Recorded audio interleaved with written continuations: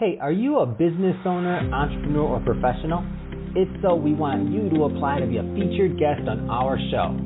My name is Adam Torres, and I host the Mission Matters series of podcasts. I've recorded over 3,000 episodes, and we are just getting started.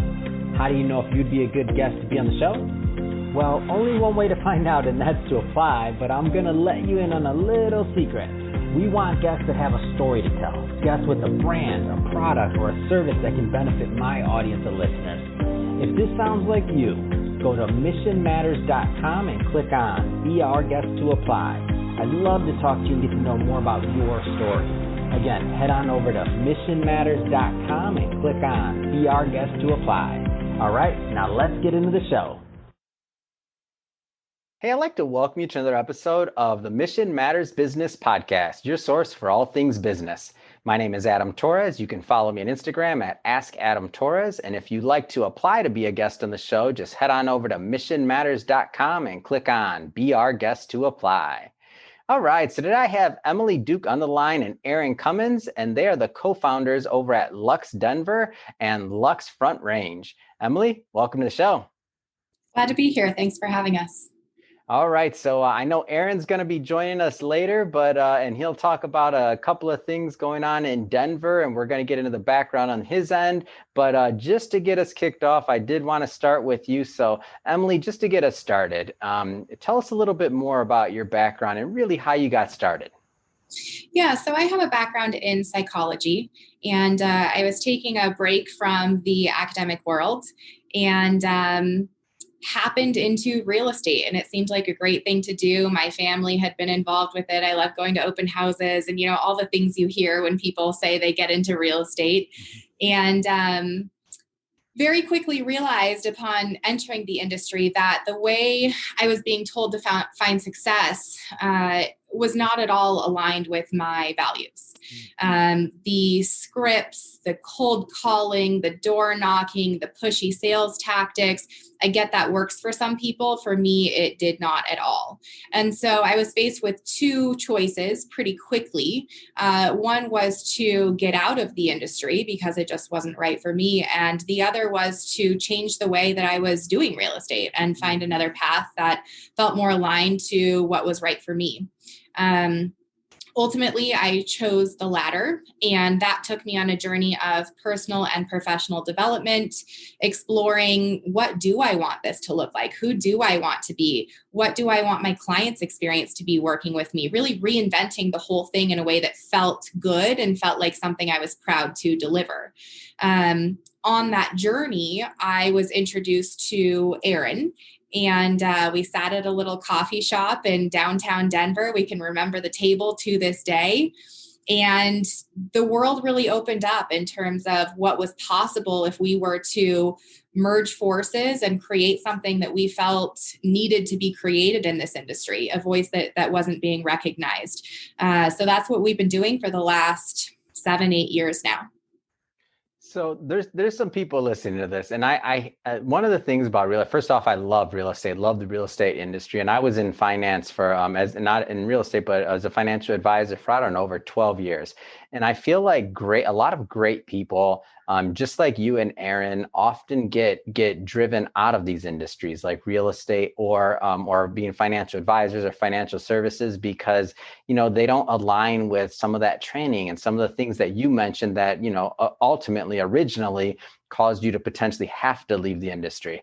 So my question to you is, there's some people that are watching this that are maybe just getting started or thinking about a career in real estate, but maybe they're not going that route because they're thinking, well, I don't want to do this or that, or maybe it doesn't align with their ethics the way it didn't for you. What kind of advice would you give them on maybe still considering it or just as an overall path? Because I think there's a lot to be said because you've done it. Yeah, it's a good question.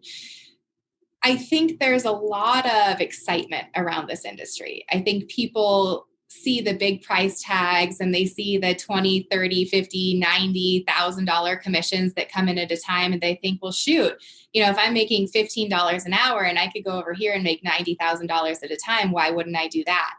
And there's validity to that. I think at the end of the day, what people need to recognize is that finding a degree of success that enables financial freedom takes a lot. It's not easy. It's not quick. There are no hacks to the top. Everyone who makes it in real estate has an incredible intestinal fortitude to make it through. I think one of the most important things to do is to treat this like a job. So show up 9 to 5 every single day. And I think where a lot of people get pulled out of the industry is that they expect that they do A and it equals B in a specific time frame that they've made up as well. So if I go and I call 100 people and I work hard for a month, where's my client? And it just doesn't work that way. Typically, it takes years to get a business up and off the ground.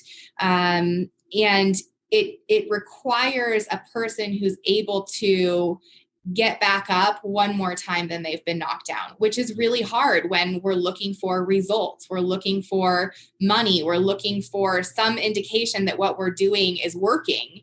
And that often is very delayed, particularly in the first few years. So I would say get into it because you're committed to it. You expect this to be hard. You expect it to be a long-term career. Find people who are going to support you the way you want to be supported. They are out there. They may not be easy to find. They may not be in the huge brokerages we all know of, but they're out there. And then set accountability structures. So hold yourself accountable, find other people who can hold you accountable. It's not a one-man ship all the time. You know, it really does take a community in some aspects for people to get up and off the ground because it's so hard to do. So go in with a long-term mindset, go in with a hard work ethic, and expect to work really hard for a number of years before you really find a comfortable level of success.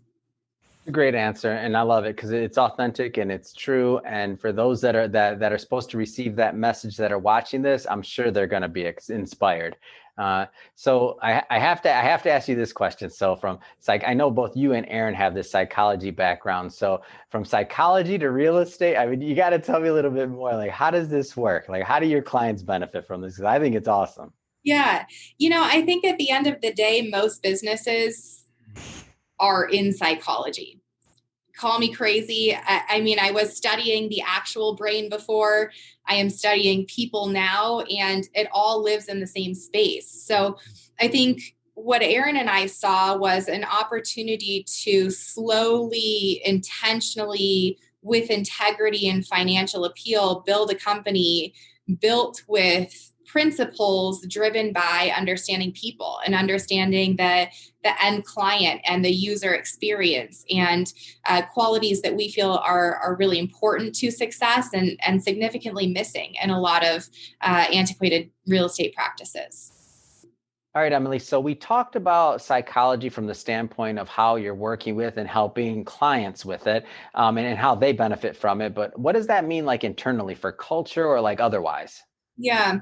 So creating a strong culture is imperative to us because we're doing something different in the industry, because we are growing in a space that really hasn't been touched yet by real estate. It's important to us to be intentional about who we hire and how we grow our team so we can continue to deliver exceptional service to people. So a lot of our conversation on the back end in terms of growing the company and even working with clients has to do with really understanding who they are. So we have a lot of processes built around better understanding who are our brokers, who are our clients, what matters to them, what difference do they want to make in the world, how do they want to live inspired. And through addressing those questions first, it gives us a really strong baseline to come from in terms of helping them get to the next phase of their life in a meaningful way.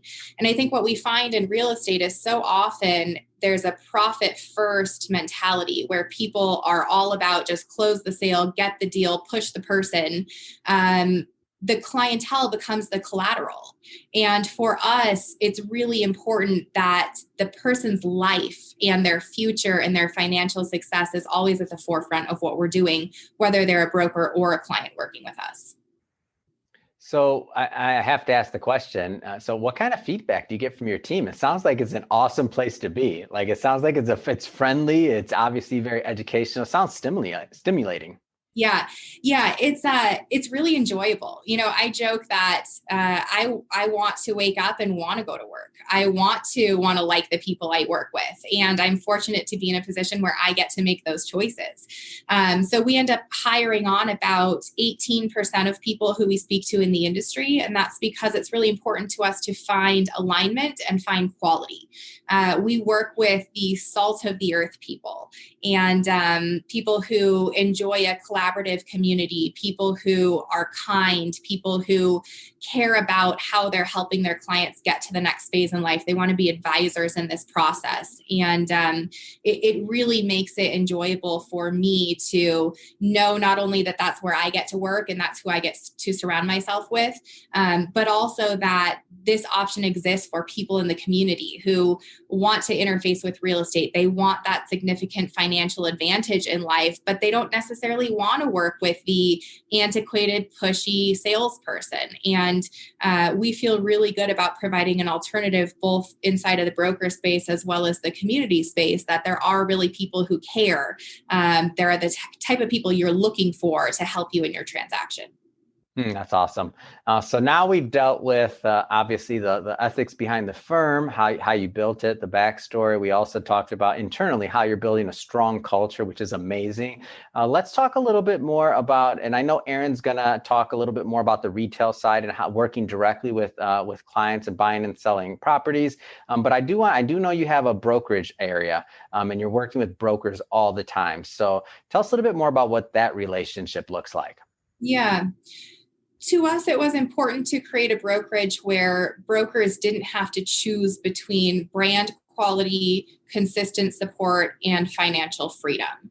And we feel that often that's a choice that has to be made. So we wanted to shake that up and give people an option that worked better for them in their lives. I want to go deeper into that because let's stick with that for a minute, because I know there's going to be some brokers watching. There's some other people watching this that are like, this sounds a little bit different than maybe what I've heard before. So let's go deeper behind what that means. Yeah. Yeah. So inside of brand quality, what we found is that there's a spectrum of companies in the real estate industry. And on one end of the spectrum, you have brokerages that have been around for a long time. They have strong brand reputation. They're high end and they cost six figures a year to be a part of. Mm-hmm. On the other end of that spectrum, you have companies that have a lot of people in the office, sometimes 500, 600, 700 people in an office, not a ton of support, and underdeveloped branding. And for us, we really wanted to offer a middle ground space where someone didn't have to sacrifice their commitment to alignment, to luxury, to a beautiful, well-executed brand, but also didn't have to spend six figures a year to get that. So inside of brand quality, that's always been a focal point for us. Inside of consistent support, I think this goes back to our previous conversation about liking the people we work with. We're really conscious about bringing on the right people, bringing on people who know when and how to ask for support. And on the back end, it also means that we're not overtaxing ourselves. So we have plenty of resources to go around. It's not a scarcity conversation about, is someone going to answer this question ever, or am I ever going to hear back? We're on top of everything. We're in touch with everyone. We're in tune with people's lives. That's really important to us inside of this culture that we're building. For the last point, financial freedom, I spoke to this a little bit earlier, particularly when brokers go to a high-end firm, there's really a choice that has to be made about how much is this brand worth to me? Do I want to spend six figures a year on this brand when I don't have to, but I don't want to go over to this other brand because I don't like the brand that's inexpensive? So for us, we created a middle ground where people have that high-end brand, but they also have financial freedom. And that was really important to us because we believe that most brokers know how their money is best spent. Whereas the vast majority of brokerages in our industry dictate how the broker's money is going to be spent for them. Often it's on office expenses and technology expenses that people rarely use. So we wanted to give the financial freedom back to our brokers so they can spend it where it makes sense for them. And what we've seen come out of that is we've had brokers that saved tens of thousands of dollars a year and had over 400% ROI on their marketing strategies. We've had brokers who buy investment properties. We've had brokers who buy their dream homes, who give back to communities, donate to organizations that matter to them. And that's really what's exciting to us, is that we believe that they have the ability to spend that money where it's best fit, and it's not our place to dictate that for them. I guess it'd be a silly question to ask you. So what do the brokers think? Well, there's a reason why we hire on 18% of people in the industry, because this isn't right for everybody.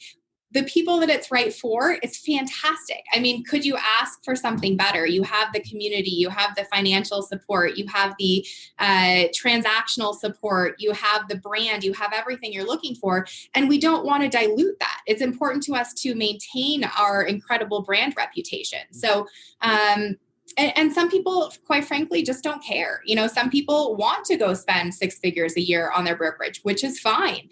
Some people want to be a part of an office with 500 or 600 people. That's fine. I think it's inside of this conversation for being intentional in our hiring, whereas most brokerages have a butts and chairs mentality. How many people can we hire? How quickly? It doesn't matter how many of them leave in 3 months. We just need to hit our recruiting goals. And that really diminishes, in my mind, the quality of what's possible inside of the brand and the work that's being produced inside of that company. So for us to be intentional about who we're hiring, how we're doing our business, that we all want to be there in this conversation for forging the path for what the future of real estate looks like, is really rewarding for everyone involved. That's great. Let's pivot a little bit. So I want to talk a little bit more about the markets you work in. I know Front Range of Colorado. I know Denver. Let's let Aaron handle Denver, but let's have you handle Front Range of Colorado. So tell us a little bit more about the market and what's going on.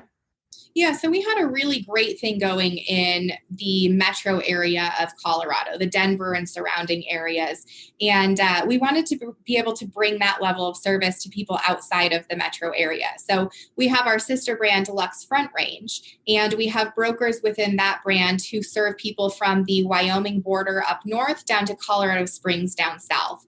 And same great team, same great principles, same great branding, more ability to serve people in a wider area.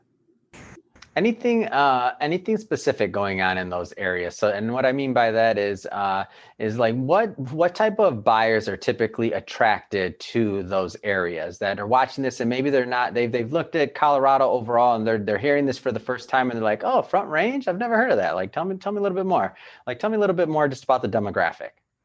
There's a few interesting things happening in the Front Range conversation right now. The first is as it relates to COVID. What we've seen is the demand for availability in the tight metro area is lessening to a certain extent in favor of people wanting more space, bigger homes, bigger yards, kind of long-term thinking. If I'm going to be in my house, I really want to love it. So it's interesting to see that the areas around the metro area have become much more popular. The prices are going up. It's harder to get there, harder to get a property there. And that's really a unique phenomenon that we haven't really seen so far in our market. And then there are needs for people to live all across the state. So, there's colleges up north, there's colleges down south. We have multiple of the cities listed in the top cities in the country right here in Colorado. Colorado Springs still has a relatively untapped market. So they're continuing to appreciate, but compared to Denver, prices are still low, investment properties are still available. So it's really an emerging market. And then you throw in all of the military bases and the Air Force Academy and all of the great things we have happening in Colorado. There's really a need to serve people in a much wider area than just that metro area. Does Lux work much with investors, just the investment side of things, properties, things like that? I'm just curious because a lot of California downloads here Yeah. that we get on the podcast and on our show. So I'm like, they're like, oh, Denver, wait, Front Range. Let me see. This might be on somebody's radar. Just curious if Lux works with investors or out-of-state investors often. We do. Yeah. We serve anybody who is drawn to our conversation and wants that advisor by their side. Fantastic. So final question, Emily, and that is if somebody wants to follow you or Lux or the brand overall on social media, I mean, what's the best way for them to do that? Yeah. So you can find us on Facebook, Instagram, LinkedIn, and Google. Fantastic. And what's the handle? At Lux Denver and at Lux Front Range. Fantastic. Well, Emily, really appreciate you coming on the show today. It's been a pleasure covering a little bit more about, why you started Lux, why you and Aaron started Lux, and also giving us some updates on the Front Range area and how you're working with brokers. So thank you for that. And I guess let's bring Aaron on the show now. And thank you, Emily. Thanks very much. All right, now we have Aaron on this show. I feel like we're wrestlers. Like Emily just tagged you in, and now it's your turn. So for the audience, if you recall, today now we're going to bring on Aaron Cummins, and he is the co-founder over at Lux Denver and Lux Front Range. So Aaron, glad to have you on the show. Great to be here, Adam. Thanks for having us. All right, so just tagged Emily out. Your turn now in the ring, and we're going to go into some different things. So we're obviously going to talk about the Denver market. Emily covered Front Range. We're going to talk about some of the things and livability out there. But just to get us kicked off, I've interviewed many, I would argue hundreds of co-founders. And when I ask the question of, how'd you get started or why you do what you do, always two different answers. So let's just start there. So I understand both of you have a psychology background and you're coming at it from some unique angles in real estate overall. Tell us a little bit more about kind of the ethics and behind what you're doing. Sure. Yeah, I appreciate that.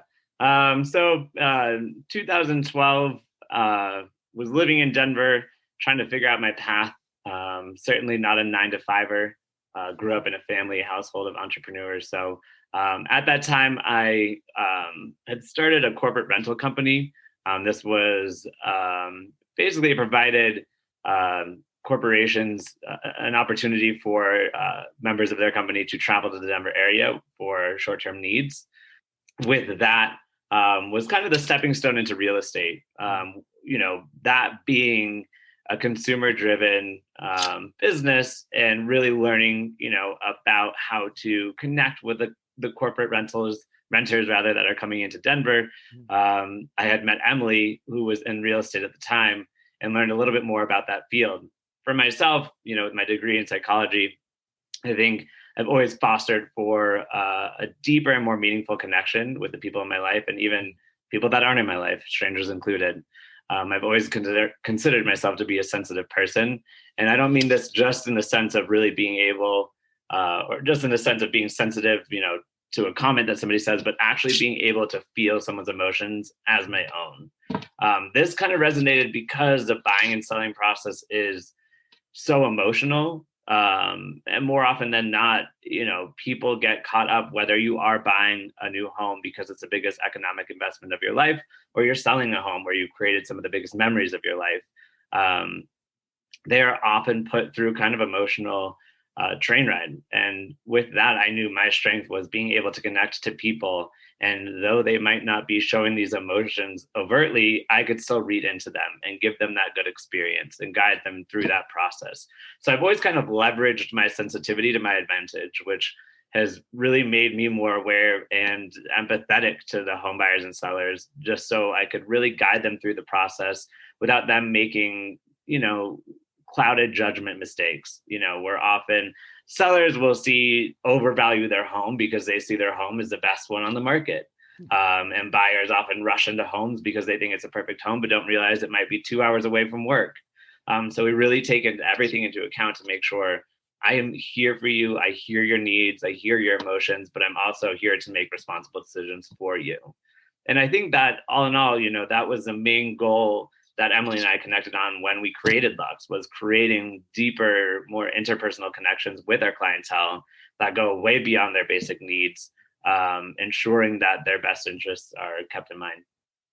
Tell me a little bit more about that buyer journey and what that looks like to you. Because I'll be frank, I've interviewed hundreds of individuals in real estate, and you're the first person I believe I've heard talk about the buyer journey from the standpoint of empathy or also from relating and feeling their emotions. So I'd be interested to hear your answer to that question. Tell us a little bit more about the buyer journey and what that means to you. Sure, I appreciate that. Yeah. I mean, look, every transaction is different, right? Every person comes with their own baggage because you're dealing with first-time home buyers and you're dealing with investors who might be buying their eighth property. So everybody's in a different mental state. I think the people that I enjoy working most with are kind of the people who need the emotional handholding because I can get closer to them. It's not just a transaction; it's almost a relationship. For me, I like to feel their emotion, to dig deeper, to say, okay, I know you want a yard for your dog and you guys are planning on expanding your family, but what do you love to do?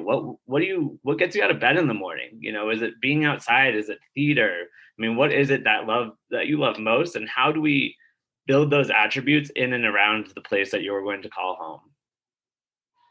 What have you found what has been the response from your clients?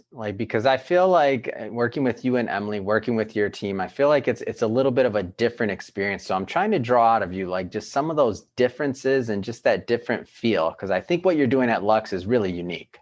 Yeah. So I think ultimately your clients become your friends. You go through this major transaction with them, guiding through, some of these really difficult times in their life because they're trying to balance their full-time job and purchase this home at the same time, realizing that maybe this won't work out or that won't work out. So ultimately, our clients become our friends. I really think from that standpoint, we develop a completely different relationship with these people that I don't see anybody else in the industry creating. More agents often than not, and I don't want to speak for everybody, are in it for the paycheck. And, we all certainly need to make money, but for us, there has to be some sort of fulfillment in the line of work that we do. And that's not the paycheck at the end of the table. It's a smile on the person's face at the closing table, knowing that they really did get the dream home they wanted. They really did sift out different neighborhoods. They know they're going to love where they live. We've often redirected people from neighborhoods they thought they would love into areas they didn't even think of exploring because of their common interest, because what inspires them. And we're like, you love being outside, but you want to be close to work. Let's explore this neighborhood. Let's go dive a little bit further into this. And then let's get into the intricacies of your home and what matters inside of your home. That's great.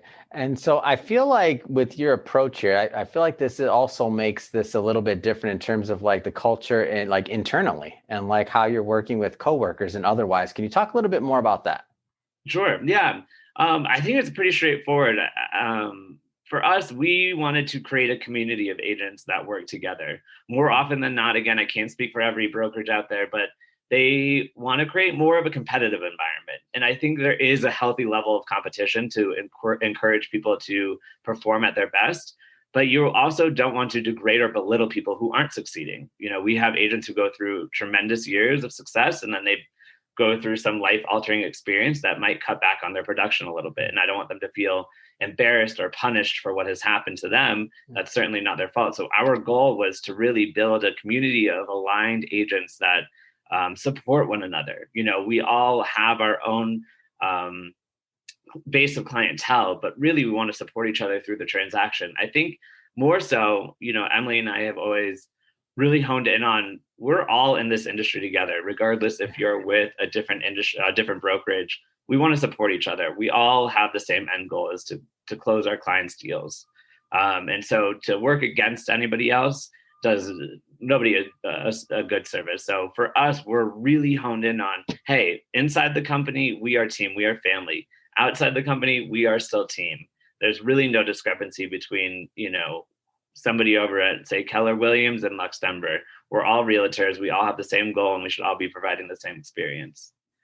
So when in my interview with Emily, we talked a little bit more about the broker side of things and, how you're working with brokers. For you, I thought it'd be interesting to talk a little bit more about the retail side of things and how you're working directly with clients. Tell me a little bit more about how that relationship looks. Sure. Yeah. So the ultimate goal with the business was to really do business with people who believe in what we believe in. That also stands internally inside the company too, but when we're talking externally, that was our goal. And the goal with that was to encourage our agents to explore what inspires them in their life and start working with clientele based on those needs. With that, we wanted to create something unique that we called the Lux experience. So a lot of people hear the word Lux, they think luxury. It sure does stand for that. But more so, it's not the type of client we serve, it's the experience that we offer, the Lux experience. With this, and kind of how we started with that was dissecting companies that already existed out there that had an unmatched experience that couldn't be replicated. Some of these that came up for us during the course of this exploration were Nordstrom, BMW, Trader Joe's. These were all companies that you knew you'd walk into any store across the states and you'd get the same experience. So for us, we're saying, all right, we're not selling anything tangible. How can we create something that is long lasting and could not be replicated? And so what we did is we created the Lux experience, which is really the foundation of the company. And with that, and inside of that, we defined 3 different things that helped build the Lux experience. And that was excellence in service, honesty, and communication. Those were the 3 things that we saw in each of these other places that we dissected over a long period of time, that we knew we could build into the company and offer that same experience. I think one thing, when we're talking to our clients or even agents about is, you don't see somebody walk into Nordstrom and walk out with a plastic bag. They always walk out with the same paper bag that says Nordstrom on it. We want that same experience for our Lux clientele. They get the same information through every different transaction. So let's go a little bit further into those 3 key tenets, because I want to build them a little bit. So tell us a little bit more, like excellence in service. Like, what does that mean to you? Like, let's go a little bit deeper into these, because I think they're important. Sure. So obviously with, being a realtor, we have our limitations. We can't legally advise people to do things. We're here to support them during the transaction. But nonetheless, it's being available for your client, the service, right? Like we would anywhere else. When you walk in to Nordstrom, you get greeted at the door right away. Mm-hmm. Someone's always willing to help you. That for us kind of stands for what service is about, being ready and available for our clients. And regardless of what that means, if, I have, for instance, right now, a client who is really exploring some of the smaller defects in their home, and I need to be there to go help them through some of those exploration phases. And I'm happy to drop anything I'm doing during the weekend to go help them do that. And there's obviously a healthy level of service that we want to offer while also maintaining our own life. But for us, it's kind of that red carpet service that we look for. And I want to make it a point that this is not a service that someone gets only if they buy $1 million home. This is a service that everybody gets regardless of the price point. Yeah, that's a big point. That's a big point. So that everybody's getting the same type of feel, the same type of Lux experience. I love it, by the way, the branding. So I'll take it. So and so there were 2 more points. So first one was excellence in service, and then there were 2 more. Let's just go right down the line. Sure. So honesty, I think this goes without saying. We're in a very litigious industry that could open the doors to a lot of legal problems. Mm-hmm. So for us, and we've seen it before, a lot of dishonesty inside of a transaction, trying to get through it rather than support people through it. So it really goes without saying. I think this kind of an example of this, which I love. If you're at a restaurant and you ask the server, "Hey, how's this entree? How's this meal?" And they just flat out say to you, "It's not good." I like that. That's honesty that we strive for. I'm like, you know what? Thank you, because I was about to order that. So it's nice to have that same level of transparency inside of the industry. That being too, that we don't know everything. Every transaction is different. So for us, it's important that we can say, let me check back into that. Let me make sure I give you the best information possible and not just an answer because I want to make you feel like I know it all. That, again, goes without saying. It's important for us, again, in such a litigious industry, that we maintain the highest level of honesty and integrity. The last one we talked about was communication. Again, this is a deadline-heavy industry, so it's super important for us to offer communication at every point during this transaction. What we do is we follow up at the beginning of every week with every one of our clientele, all the way through till the end of the transaction. We want to make sure they know we are on top of it. They're getting the resources that they need. and they can, in fact, feel like they're being heard. So I wanna talk a little bit more about the market. So specifically about the Denver market. We covered the Front Range with Emily. So tell us a little bit more about the Denver market. There's some people watching this right now, get a lot of downloads, California, New York, all around the country. Tell us a little bit more about what we should know about the Denver market. Yeah, I mean, I think one thing I like to point out, I think is pretty fascinating, is I mean, what isn't there to like about Denver? At this point, we have people coming in from the East Coast, from the West Coast. We have investors coming in from all likes across the world, really, to really have a piece of estate in Colorado and Denver specifically as well. But on October 13th of this year, Today published a piece talking about the top places to live in the U.S. even during a pandemic. They said, and it's funny because Colorado cities took 4 out of the 5 spots there. Wow. So we have Boulder in 1, Denver in 2, Austin in 3, Colorado Springs, and then Fort Collins. So I think it kind of just goes without saying, Colorado is the place to be right now.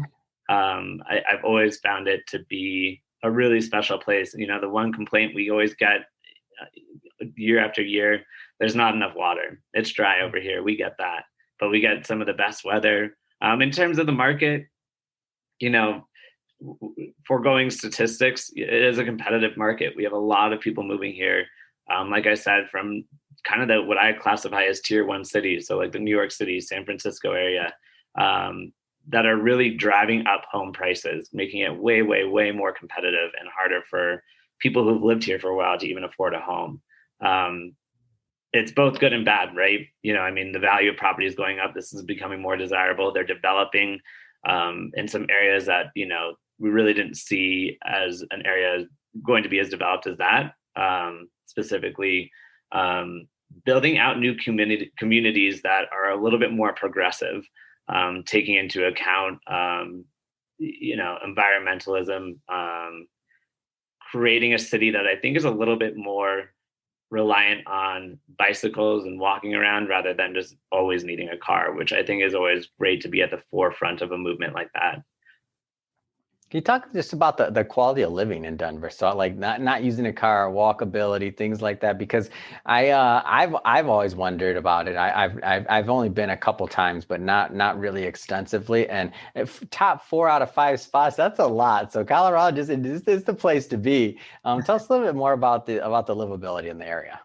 Sure. Yeah. I mean, look, ultimately, I think living here in Colorado, you need a car because your main adventure zone is the mountains. That's, you know, I'd say a good portion, 85% of the reason people move here is they want to go explore the mountains.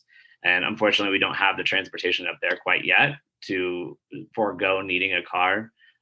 However, Denver has taken responsibility for ensuring that bikers can safely bike across town with the biker lanes. I think we're exploring more of cities like Amsterdam, creating these not only bike lanes, but some that have the petition block off so that cars can't, you know, come into you, and creating a safer environment for people to get around a little bit easier via bike or, you know, running around, whatever it looks like for them. You know, we're an active city. People want to be outside. You know, I would say 8 months out of the year, you could basically be on your bike, and that's probably even short. I think there's even more of that. I mean, last week over here it was almost 70 degrees, so we really get the best weather. Just all around, I think generally the lifestyle is one of a kind. So at the end of this, I'm going to give you an opportunity to leave contact information or website or whatever, wherever you want people to follow up with Lux. But I do want to make sure that the right types of individuals and or brokers connect. What's typically a good fit in terms of a client for Lux?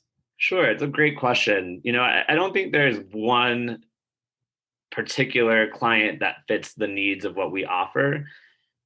Our goal is to match the needs of that client to the right agent. And so we have an agent of all likes in all areas of the Front Range that we can easily match that client up to. So our goal was to diversify our team of agents and enable a multitude of clients to come through and easily match up with those types of people. That being, you know, not only location based, but interest based. We know our agents on a personal level. So when we have clients who come through and say, I love theater, it's one of my biggest passions.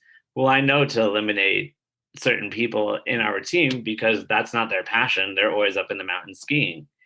So it allows us to really hone in on saying, you know what, we're going to do our best to match you up with the perfect agent who's really similar to your interests. So I don't think there's one type of client, but I will say, anybody who's interested in learning a little bit more about the buying or selling process in the Denver area and is looking for a unique experience, I urge them to check out Lux Denver. Fantastic.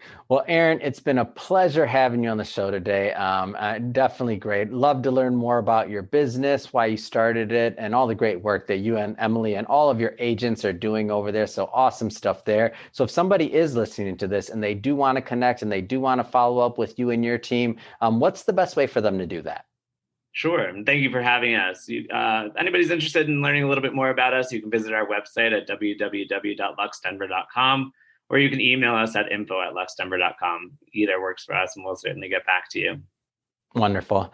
Well, again, Aaron, thank you for coming on to the show. And to the audience, as always, thank you for tuning in. Hope you had a lot of fun. Hope you enjoyed this. If you're a first-time viewer or listener, definitely hit that subscribe button. Love to have you come back and be a return viewer or listener. We got a lot more great guests coming up for you. Don't want you to miss out. And Aaron, thanks again for coming on the show. It's been a pleasure. Thank you, Adam.